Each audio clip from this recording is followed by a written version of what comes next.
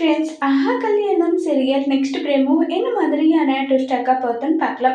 அனாமிகா நீங்க எனக்கு துணையா இருந்தா அதை விட வேற எதுவுமே எனக்கு முக்கியம் இல்லாத நீங்க எனக்கு துணையா இருக்கேன்னு சொன்னதே அதுவே எனக்கு எவ்வளவு சந்தோஷம் தெரியுமா. எனக்கு அவ்வளவு சந்தோஷமா இருக்குன்னு தான் சொல்லி பேசிக்கிட்டு இருக்காங்க.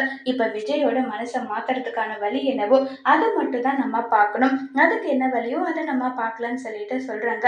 சரிங்க அத்தை, நீங்க இவ்வளவு சொல்றீங்களா, கண்டிப்பா நான் கேட்பேன், நீங்க என்ன சொல்றீங்களோ அதை செய்யறேன்னு சொல்றாங்க. நான் இங்க எப்படியாவது பேசி உன்னை இங்க இருக்க வைக்கிறேன். விஜயோட மனசுல நீ எப்படிப்பட்டவ எண்ணம் இருக்கோ அந்த அது எல்லாமே மாத்தணும். அதுக்கு நான் என்ன சொல்றேனோ அதுபடி நீ நடந்துக்கிட்டா எல்லாமே நல்லபடியா மாறுன்னு சொல்றாங்க. இதை கேட்ட அனாமிகா, விஜய் எனக்கு கிடைக்கிறதுக்காக நான் என் உயிரை கொடுக்க கூட தயாரா இருக்கேன்னு சொல்றாங்க. சச்சா, நீ ஏன் இப்படி எல்லாம் சொல்ற? நீயும் விஜயும் சேர்ந்து சந்தோஷமா வாழணும். பிரபாவை அவன் கல்யாணம் பண்ணிக்கிறதுக்கான ஒரே காரணம் மனசாட்சி அடிப்படையில தான். ஏன்னா பிரபாவோட கல்யாணம் நின்றுச்சுல்ல, அந்த ஒரு காரணத்துக்காக மட்டும்தான் விஜய் இப்படி எல்லாம் நடந்துட்டு இருக்கா. அது உனக்கே புரியுதான்னு சொல்லி கேக்குறாங்க. ஆமா புரியுது. அப்புறம் எதுக்காக அனாமிகா நீ கவலைப்பட்டுட்டு இருக்க? நீ கவலைப்படாம இரு, இதையெல்லாம் நான் எப்படி சரி பண்றேன்னு பண்ணு. ஆனா என்ன, அழகிய மட்டும் உன் பொண்ணா ஏத்துக்கிட்டு நீ வாழ பழகிட்டா விஜய் கண்டிப்பா உன்னை ஏத்துப்பான்னு சொல்றாங்க.